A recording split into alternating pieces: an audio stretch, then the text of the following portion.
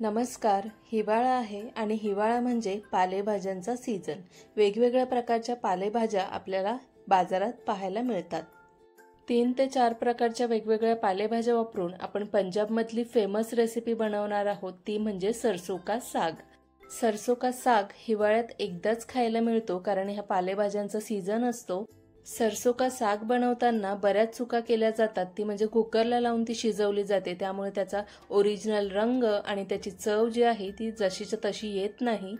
पंजाबमध्ये बनते तशी चव आणि हिरवा रंग तुम्हाला टिकवून ठेवायचा असेल तर अचूक पद्धत आपण सरसों का साग बनवताना पाहणार आहोत. तर चला रेसिपीला सुरुवात करूया. ही रेसिपी बनवताना पालेभाज्या धुणं, निवडणं, त्याचसोबत ते शिजवणं ह्यात भरपूर वेळ जातो. 2 ते 3 तास आरामात जातात. पण हा साग तयार झाल्यानंतर ह्याची चव इतकी जबरदस्त असते की पालक पनीर सुद्धा फिकी पडते. तर चला झटपट या रेसिपीला सुरुवात करूया. साग बनवण्यासाठी इथे मी 4 प्रकारच्या भाज्या घेतलेल्या आहेत. ह्या भाज्या निवडून घ्यायच्यात आपल्याला अगोदर. त्याची पानं जी आहेत ती आपल्याला घ्यायची आहेत. पालेभाज्यांमध्ये मी इथे घेतलेली आहे पालक, राईची भाजी, त्यासोबत शेपूची भाजी आणि चिराची भाजी. चिराची म्हणजे ही पहा, ही दिसते, ही चिराची भाजी आहे. ही सुद्धा हिवाळ्यामध्ये येते. ह्याची सुद्धा आपल्याला पानच घ्यायची आहे. ही दिसायला साधारणतः अशी असते, थोडी लालसर असते. तुम्ही रंग पाहू शकता, असा रंग असतो. आणि हा सरसों का साग बनवताना या सगळे पालेभाज्या घेणं खूप गरजेचं आहे, तरच त्याला हवी तशी चव येईल. तर ह्या सगळ्या भाज्या मी इथे निवडून घेतलेल्या आहेत. या सगळ्या आता आपल्याला स्वच्छ पाण्याने धुवून घ्यायचेत. हे पहा, हे राईच्या भाजीचे फक्त मी देठ घेतलेले आहेत. ते असे साईडने त्याच्या शेरा काढून घ्यायच्या. जोपर्यंत ह्या भाज्यांमधली माती व्यवस्थित निघत नाही तोपर्यंत 4 ते 5 पाण्याने स्वच्छ ह्या भाज्या धुवून घ्यायच्या आहेत. तर इथे मी 4 प्रकारच्या पालेभाज्या घेतलेल्या आहेत. एवढ्या सगळ्या पालेभाज्या घेतल्यामुळे ही रेसिपी जी आहे ती खूप पौष्टिक तयार होते. सरसों का साग बनवताना तुम्हाला इथे 3 प्रकारच्या पालेभाज्या कंपल्सरी घ्यायच्याच आहेत. ती म्हणजे चिराची भाजी, ही आता तुम्हाला धुताना दिसत आहे ती, पालक आणि राईची भाजी. या 3 पालेभाज्या कंपल्सरी असल्याच पाहिजेत, तरच त्या सरसोच्या सागला तशी पंजाबी चव येईल. तर इथे तुम्ही शेपू घेऊ शकता, त्यासोबतच इथे मेथी सुद्धा तुम्ही घेऊ शकता. पण मी इथे मेथी स्किप केलेली आहे आणि शेपू एक्स्ट्राची त्यात घेतलेली आहे.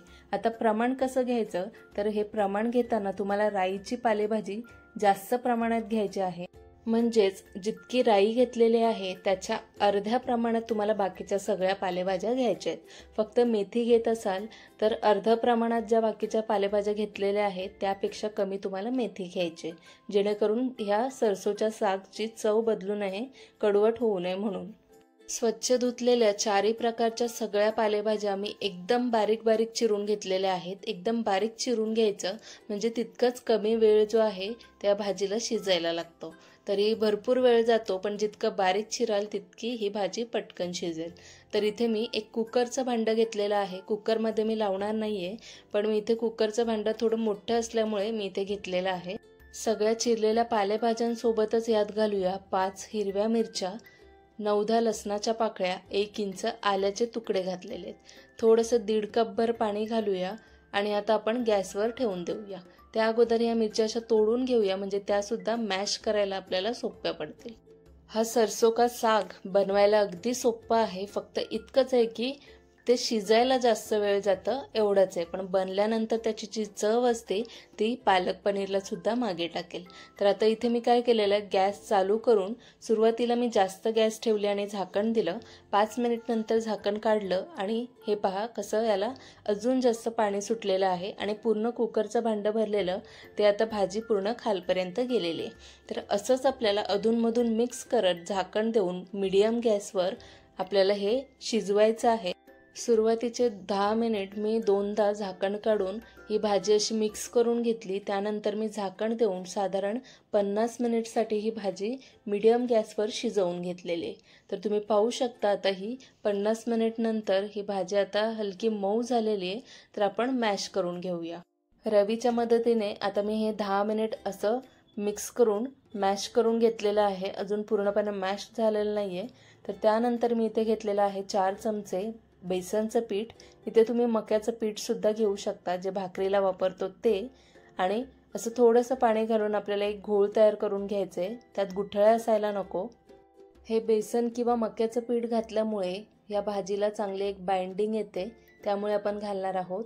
तडक्यासाठी मी इथे घेतलेला आहे एक मोठा बारीक चिरलेला कांदा, 4 ते 5 लाल मिरच्या, 2 लसणाचे कांदे बारीक चिरून घेतलेत आणि 1.5 इंच आलं सुद्धा बारीक चिरून घेतलंय। आता रवीच्या मदतीने हे साग तोपर्यंत आपल्याला घोटून घ्यायचंय जोपर्यंत पूर्णपणे याचा लगदा तयार होत नाही, म्हणजे चांगलं मॅश होत नाही। 50 मिनिट शिजवून झाल्यानंतर मी साधारण 20 मिनिट याला असंच सतत मी हलवत या रवीच्या मदतीने चांगलं ह्याला मॅश करून घेतलेलं आहे। अजूनही पूर्णपणे हे तयार झालेलं नाहीये, तर ह्या स्टेजला आपण आता इथे मी घातलेलं आहे आपण तयार केलेलं बेसनचं घोळ। तर हे बेसन घालायचं, थोडं पाणी घालायचं तुमच्या गरजेनुसार, तुम्हाला जितकं पातळ हवे त्यानुसार, किंवा तुम्ही नंतर फोडणीमध्ये सुद्धा घालू शकता।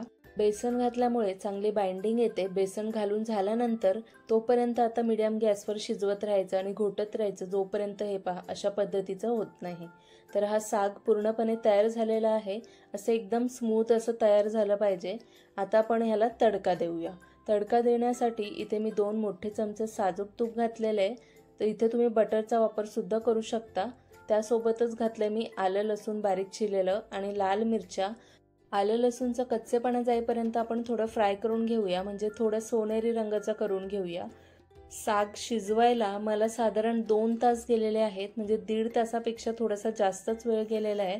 तर तुम्हाला वेळ लागेल, पण ही भाजी तयार झाल्यानंतर त्याची जी चव आहे ती तुम्ही विसरणार नाही, खातच राहाल, इतकी चविष्ट ही भाजी लागते। तर इथे आलं लसूण मी चांगलं फ्राय करून झाल्यानंतर एक बारीक चिरलेला कांदा घातला। कांदा सुद्धा हलका सोनेरी करून घेऊया। कांदा सुद्धा शिजलाय, आता तयार केलेला साग घालूया। जर तुम्हाला एवढा साग एकदम खायचं नसेल तर तुम्ही डब्यामध्ये भरून सुद्धा ठेवू शकता। हवं तेव्हा तुम्ही अशा पद्धतीने आलं लसूण कांदा आणि मिरचीची फोडणी देऊन हे तुम्ही खाऊ शकता। तर साधारण 1 आठवडाभर हे साग फ्रीजमध्ये राहतं। शेवटला चवीनुसार मीठ घालायचंय, कारण पाहू शकता केवढी कमी ही भाजी झालेली आहे, अगोदरच घातलं तर अंदाज येणार नाही। आणि जर तुम्हाला अजून पातळ हवी असेल तर यात थोडं गरम पाणी घालून थोडं अजून 4 ते 5 मिनिट शिजवू शकता। तर इथे सरसो का साग तयार झालेला आहे, मी घट्टच ठेवलेला आहे। वरून मस्त बटर घालायचं आणि मक्याच्या रोटी बरोबर एकच नंबर चव लागते, पण तुम्ही कोणत्याही भाकरी बरोबर सुद्धा हे खाऊ शकता। तर ही पंजाबमधली हिवाळा स्पेशल रेसिपी तुम्हाला कशी वाटली कमेंटमध्ये नक्की कळवा, आणि ह्या पालेभाज्या आणून पौष्टिक ही भाजी तयार करा।